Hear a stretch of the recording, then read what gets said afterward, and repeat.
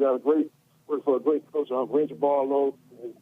We played 1AA ball. We played Kentucky last year, but we're doing well right now. We're 84 the last couple of years, and weren't able to win a division. We lost tiebreakers, but hopefully this year we can get over the hump.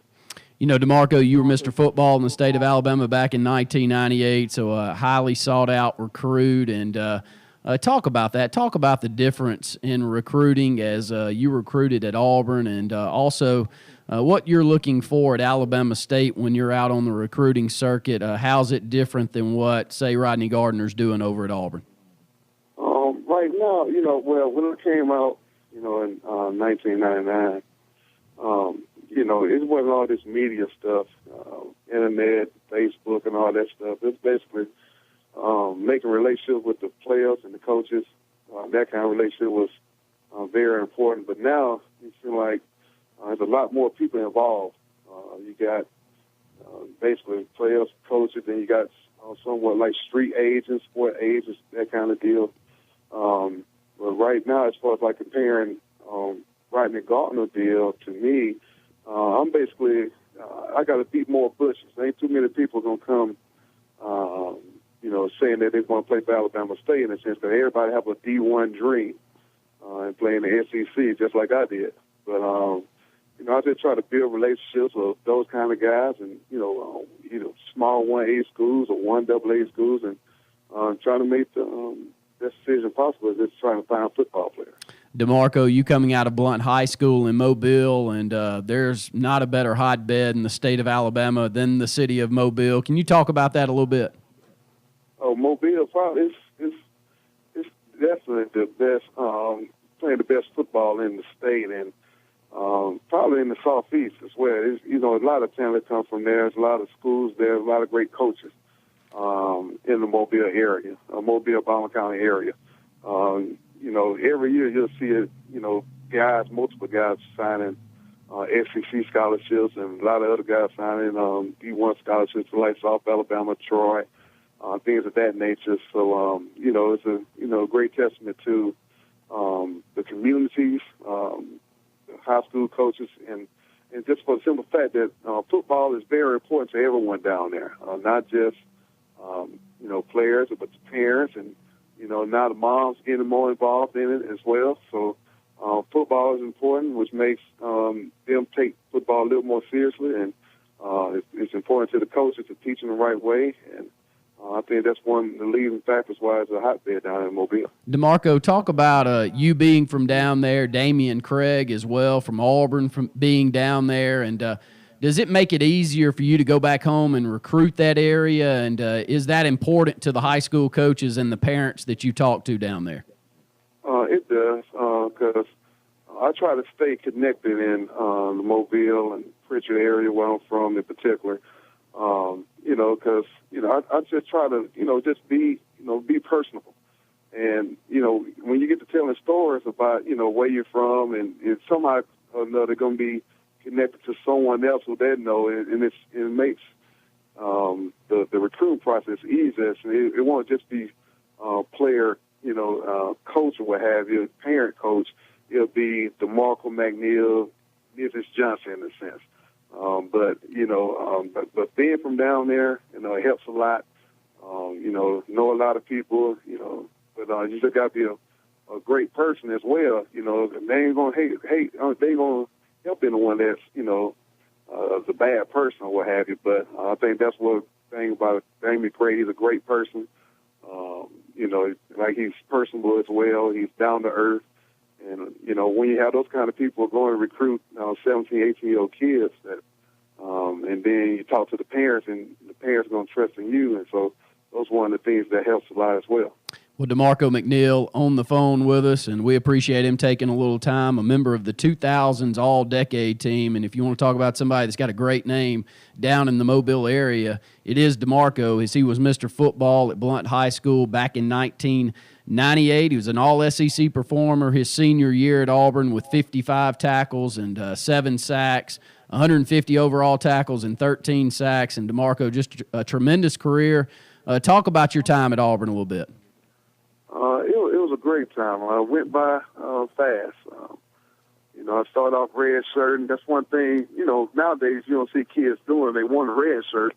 But I ended up red shirting along probably more than half of my the class I came in with, because at that time it was Coach Tuberville's first year, and he was trying to build a program versus trying to win right now.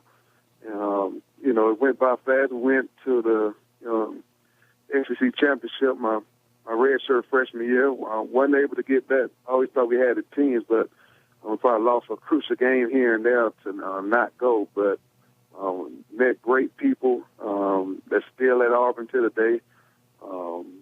Great time there. I wouldn't trade it for anything in the world. And DeMarco, you moving on and have moved into the coaching ranks. And can you just run us down? I know you're at Alabama State now, but where did you start? Did you have some high school stints? And give us a rundown of your coaching career. I started off when I stopped playing, chasing the dream, the NFL dream, what have you. I went back to Blount High School and coached there for a year, and from there, and I also was teaching as well down in Mobile, and I was teaching PE pre-K through 5th grade, and that what led me to tell myself that I want to be a college coach.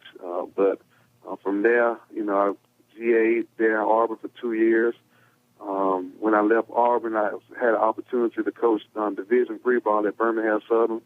A great opportunity for me. Was able to coach my own guys at that time, and I think it was like 2011. From Birmingham Southern, I went to the University of Tennessee. I was a strength and conditioning intern working with the D-line. Stayed there for a year and a half, and from there, I came to Alabama State. So kind of going full circle in a sense, but I enjoyed every stop I made. DeMarco, with the college landscape kind of changing before our eyes with the new ruling that Northwestern can now unionize, just from a guy that played the sport, you put the blood, sweat, and tears in. You went to all the team meetings and everything that's involved with playing for an SEC caliber team. What's your stance on, or what's your feeling about what a college scholarship is worth, or what college football players maybe deserve? At first, I was into the notion of college athletes shouldn't get paid because you're getting a great education. You've been in relationships and you're doing things that you probably wouldn't do without football or what have you. But when you start to crunch the numbers in which the NCAA, the millions and millions of dollars they pull in each and every year, you'd like to see it funneled back to the kids. I think that's one thing I think the union is trying to do is funnel not only the money but the protection as far as like injuries are concerned to the kids as well. And I want a big component, like I said, of college athletes getting paid, but the money have to go somewhere, and I just don't think it should sit in the laps of guys who just sit behind a desk and just make decisions. It should be funneled back to the kids that work and play football, and football is a year-round sport nowadays. So I just think that they just somehow or another it should be funneled back to the kids. Demarco McNeil on the phone with us, and one final question for you, DeMarco. And one of those teams that made the NCAA quite a bit of money last year was our Auburn Tigers, and I know you as a former player had to be thrilled with what you saw Gus Malzahn do in his first year. Just talk about it a little bit. Coach Malzahn did and is doing a great job there at Auburn. He really got back to the basics. I try to tell people all the time that football isn't really a hard game. It's about blocking and tackling and the effort that you put into it, and that's what they're doing. They basically running the ball, stopping the run, giving everything they got, and putting themselves in a situation to be successful. And that's what they're doing. I know talking to Coach Malzahn, he keep bringing up, he's 13 seconds away from winning the national championship. But that's gonna come. Just really was proud of those guys this past year.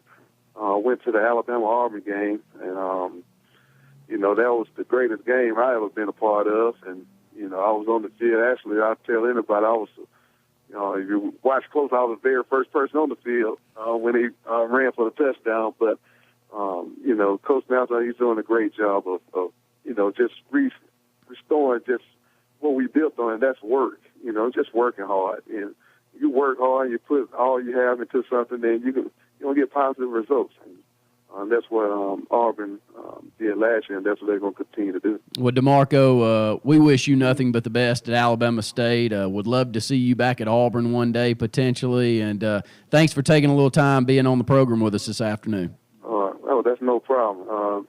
Auburn got my number. I ain't hard to find, so I love to be back there as well. But I love my job here at Alabama State. But I appreciate you as well, taking time out for me to talk to you as well. Thank you, Demarco. And that's the great Demarco McNeil, Mr. Football in the state of Alabama back in 1998, and a member of Auburn's all-decade team back in the 2000s, as he was an all-SEC performer at defensive tackle as a senior. Up against another break here on the Friday edition of Sports Call. When we come back, we'll close out the first hour.